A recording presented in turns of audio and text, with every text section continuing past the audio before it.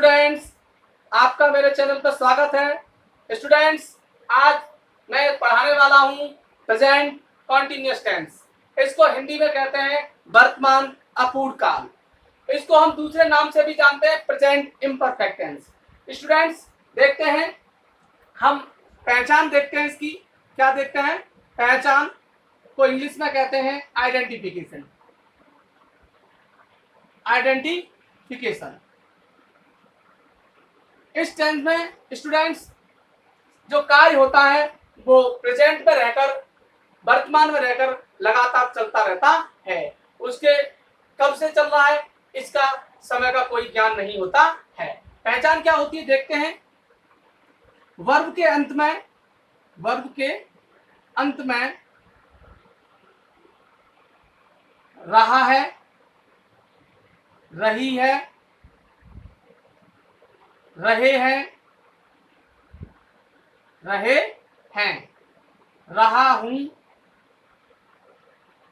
इस तरह से वर्ब के अंत में ये शब्द समूह आते हैं। स्टूडेंट्स, इसमें क्या होता है, जो कार्य होता है हमारा वो लगातार चलता रहता है, उसके समाप्त होने की कोई अवधि नहीं दी होती है। स्टूडेंट देखते हैं, जैसे मैं एक प्राइवेट नौकरी कर रहा हूं। मैं एक प्राइवेट नौकरी कर रहा हूं। इसमें यह सब्जेक्ट है हमारा, कर रहा हूं, वर्ब है हमारी, और प्राइवेट नौकरी हमारा ऑब्जेक्ट है। स्टूडेंट्स, हम सबसे पहले इसमें असर्टिव सेंटेंस बनाते हैं। क्या बनाते हैं? Assertive sentence.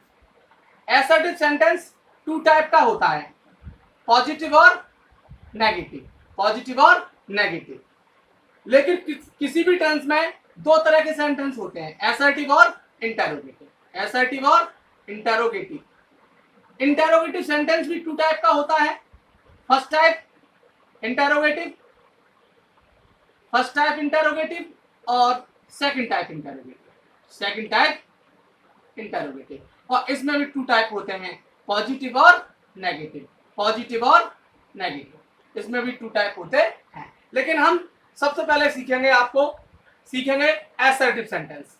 असर्टिव का रूल होता है सब्जेक्ट, उसके बाद इज-एम-आर हेल्पिंग वर्ब है, उसके बाद आईएनजी फॉर्म जो मेन वर्ब का काम करती है। किसका काम करती है? मेन वर्ब का। और ये क्या है? हमारी हेल्पिंग वर्ब। उसके बाद ऑब्जेक्ट, उसके बाद अदर वर्ड, उसके बाद फुल स्टॉप लगा देते हैं। जैसे कोई वर्ब लेते हैं जाना, ये वर्ब का मूल अर्थ है। क्या अर्थ है? मूल। और इस टेंस के अकॉर्डिंग क्या हो जाएगा? जा रहा है, या जा रही है, या जा रहा हूं, इस तरह से। तो जाना का इंग्लिश मीन होता है गो, लेकिन टेंस के अकॉर्डिंग इसका क्या हो जाएगा? Is am are going. Is am are going हो जाएगा स्टूडेंट्स। और इसमें ये हमारी हेल्पिंग वर्ब हो जाती है और ये हमारी मेन वर्ब हो जाती है। अब हम देखते हैं एग्जांपल, एक वाक्य बनाते हैं। वह अपना कार्य कर रही है। She is doing her work. अब स्टूडेंट देखते हैं, हमने सी के साथ इज लगाया। क्यों लगाया? क्योंकि सिंगुलर सब्जेक्ट होगा तो उसके साथ हेल्पिंग वर्ब आएगी इज, और प्लूरल सब्जेक्ट होगा तो वर्ब आएगी आर, और सब्जेक्ट हमारा आई होगा। क्या होगा? आई होगा, तो आएगी एन। इस तरह से हम बहुत सारे सेंटेंस बना सकते हैं। जैसे यही वाक्य देख लेते हैं, मैं एक प्राइवेट नौकरी कर रहा हूं, तो I am doing private job. लड़के मैदान में खेल रहे हैं, the boys are playing in the field. इस तरह से हम बहुत सारे सेंटेंस बना सकते हैं। अब हम देखते हैं इसका दूसरा पार्ट, नेगेटिव। नेगेटिव में क्या करते हैं? वाक्य में हम क्या करते हैं? सब्जेक्ट के बाद हेल्पिंग वर्ब लगाते हैं, उसके बाद लगा देते हैं नॉट और नॉट के बाद लगाते हैं मेन वर्ब, क्या लगाते हैं मेन वर्ब, उसके बाद ऑब्जेक्ट, उसके बाद अदर वर्ड, और इसके अंत में भी फुल स्टॉप लगा देते हैं। हेल्पिंग वर्ब आपको पता है और मेन वर्ब आपको पता है, ऊपर बता चुके हैं। अब हम एग्जांपल देखते हैं। वे आगरा नहीं जा रहे हैं, वे आगरा नहीं जा रहे हैं। दे हमारा प्लूरल सब्जेक्ट है, they are not going to Agra, going to Agra. इस तरह से हम बहुत सारे सेंटेंस इन रूल के अकॉर्डिंग, इस स्ट्रक्चर के अकॉर्डिंग बना सकते हैं। अब हम देखते हैं इंटेरोगेटिव सेंटेंस। क्या देखते हैं? इंटेरोगेटिव सेंटेंस देखते हैं।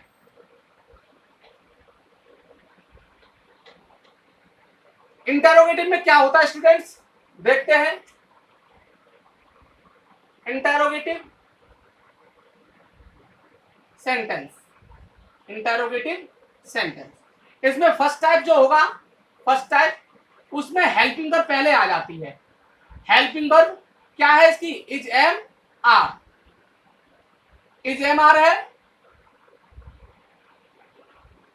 उसके बाद सब्जेक्ट, उसके बाद आईएनजी फॉर्म मेन वर्ब के रूप में, उसके बाद ऑब्जेक्ट, उसके बाद क्वेश्चन मार्क। और ये इज एम आर क्यों लगाते हैं? क्योंकि वाक्य में, हिंदी वाक्य में क्या शब्द पहले दिया होता है। जैसे देखते हैं, क्या वह किताब पढ़ रही है? तो बनाते हैं is she reading, is she reading the book, the book. अब बात नेगेटिव होता है तो नॉट कहां जोड़ते थे? सब्जेक्ट और मेन वर्ब के बीच में। यही बात नेगेटिव होता तो हो जाता क्या? Is she not reading the book. अब हम interrogative second type, interrogative second type, second type देखते हैं। उसमें क्या होगा? हिंदी वाक्य में क्वेश्चन वर्ड बीच में दिया होगा, लेकिन जब इंग्लिश ट्रांसलेट करेंगे तो क्वेश्चन वर्ड सबसे पहले लगाएंगे। उसके बाद हेल्पिंग वर्ब आपको पता है इज एम आर, उसके बाद सब्जेक्ट, सब्जेक्ट के बाद मेन वर्ब, मेन वर्ब आपको पता है आईएनजी फॉर्म लगेगी, उसके बाद ऑब्जेक्ट, ऑब्जेक्ट के बाद अदर वर्ड, अदर वर्ड के बाद क्वेश्चन मार्क लगाते हैं, क्वेश्चन मार्क लगाते हैं। यदि यह वाक्य नेगेटिव है तो दोनों के बीच में नॉट लगा देते हैं, और पॉजिटिव है तो ऐसा ही लिख देते हैं। देखते हैं एग्जांपल। कुत्ते रात में क्यों भौंक रहे हैं? Question mark. तो क्वेश्चन वर्ड दिया है क्यों, तो इसकी इंग्लिश क्या लगाएंगे? वाई। उसके बाद हेल्पिंग वर्ब कुत्ते, प्लूरल में सब्जेक्ट है तो क्या लगाएंगे? Are. The dogs working at night, at night, question mark. Why are the dogs working at night. यदि यह बात नेगेटिव है तो नॉट कहां लगा देंगे? सब्जेक्ट और मेन वर्ब के बीच में, तो हो जाएगा आपका why are the dogs not barking at night. इस तरह से हम दूसरा सेंटेंस बनाते हैं। तो मैं इंग्लिश कौन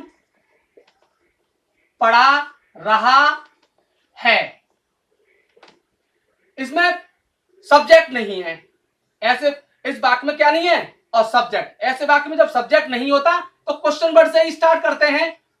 who is teaching you English, English. यदि नेगेटिव है तो क्या बन जाएगा? नॉट कहां लग जाएगा? यहां। तो क्या बनेगा? Who is not teaching you English, क्योंकि इसमें सब्जेक्ट नहीं दिया। इस तरह से बहुत सारे सेंटेंस बना सकते हैं, लेकिन कुछ वाक्य ऐसे भी होते हैं जो कंटिन्यूस का बोध तो कराते हैं, पहचान तो देते हैं, लेकिन वो यानी कि इस रूल के अकॉर्डिंग नहीं बन सकते। जैसे बोर्ड एग्जाम बोर्ड एग्जाम चल रहे हैं, तो बोर्ड एग्जाम्स आर ऑन। मेरा ट्यूशन चल रहा है, माई ट्यूशन इज ऑन। पंखा चल रहा है, फैन इज इन मोशन। इस तरह से ये सेंटेंस कुछ अलग तरीके से बनाए जाते हैं। इस तरह से ये आपका प्रेजेंट कंटीन्यूअस टेंस कंप्लीट होता है। यस, टेंस से संबंधित और वीडियो देखना चाहते हैं तो students please subscribe my channel and press the bell icon. Thanks.